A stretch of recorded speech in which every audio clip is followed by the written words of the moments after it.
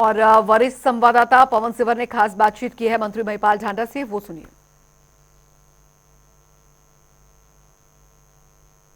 हरियाणा के तमाम मंत्री विधायक आज मुख्यमंत्री के साथ साइकिल पर पहुंचे। महिपाल सिंह ढांडा हरियाणा के संसदीय कार्य मंत्री इस वक्त विधानसभा की पार्किंग में साइकिल पर सवार हैं।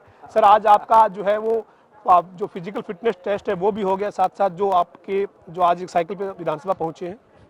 देखिए, हरियाणा के सम्मानित मुख्यमंत्री नायब सैनी जी ने ये एक मुहिम छेड़ी है कि हमारे जो हरियाणा प्रदेश का नौजवान वो फिट रहे, वो गलत आदतों की तरफ ना जाए, ध्यान ना भटके। इसलिए उस ध्यान को किसी विशेष ऐसे काम के लिए फिक्स कर देना चाहिए जिससे परिवार को भी अपने बच्चों पे गर्व हो और वो स्वयं भी इतना फिट रहे कि इस देश के लिए, समाज के लिए एक अच्छी सोच के साथ कुछ कर सके। और अच्छी सोच जब भी आएगी जब आपके पास एक अच्छा हेल्थ होगा, और अच्छे हेल्थ के लिए जरूरी है आप कुश्ती करिए, आप साइकिल चलाइए, आप दौड़ लगाइए, आप वॉलीबॉल खेलिए, आप फुटबॉल खेलिए, जो भी गेम्स है, ताकि आपका जो उस वक्त ध्यान जो एक अच्छे काम में लगा हुआ है तो किसी गलत काम की तरफ नहीं जाएगा। और जिस गलत काम से बचाने के लिए परिवार अपने बच्चों को आज देख रेख कर रहा है, वास्तव में वो उस परिवार की। स्पीकर साहब ने जो अपील की थी सत्ता पक्ष विपक्ष के सभी विधायकों को, ये कहा था कि नशा जो है वो राष्ट्रीय समस्या बन चुका है, सरकार कई कार्यक्रम जागरूकता के कर रही है, लेकिन जनप्रतिनिधियों को भी उसमें सहयोग करते हुए विधानसभा तक साइकिल पे आना चाहिए। उसी के तहत आप भी, मुख्यमंत्री जी भी, स्पीकर साहब सभी साइकिल पे आ रहे हैं, लेकिन विपक्ष से सहयोग की उम्मीद करते हैं सर, क्योंकि विपक्ष तो आरोप लगा रहा है कि हरियाणा में नशा पंजाब से ज्यादा बढ़ चुका है। देखिए, ये बेलगाम घोड़े हैं, खच्चर हैं। घोड़े तो चलो कोई न कोई वो कर ले, उसका तो कोई न कोई लगाम वगाम डाल के उसको चला सकता है ना, मगर खच्चरों पे कभी लगाम नहीं लगती। और ये ऐसे लोग हैं जिनको ये, इनका राजा कौन है? अब कोई कहे विधानसभा में भी आपका लीडर कौन है, कोई नहीं है।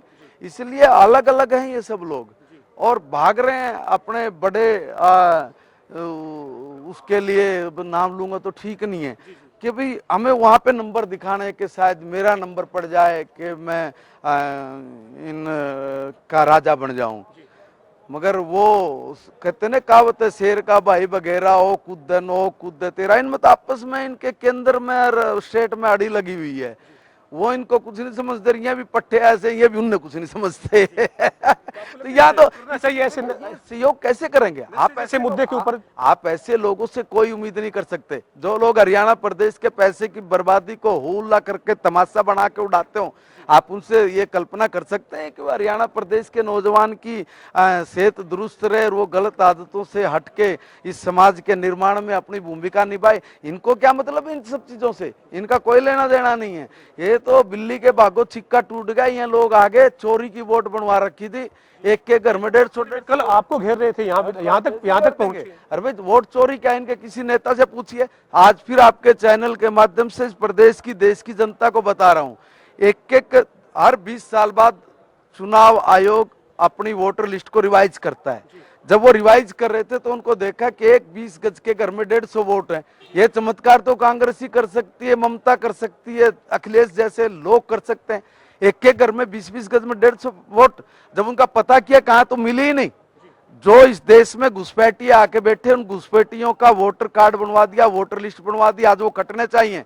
हमारा देश हजारों साल तक गुलामी की बेड़ियों में जकड़ा रहा है, दोबारा से इस देश को गुलाम नहीं बनने देना।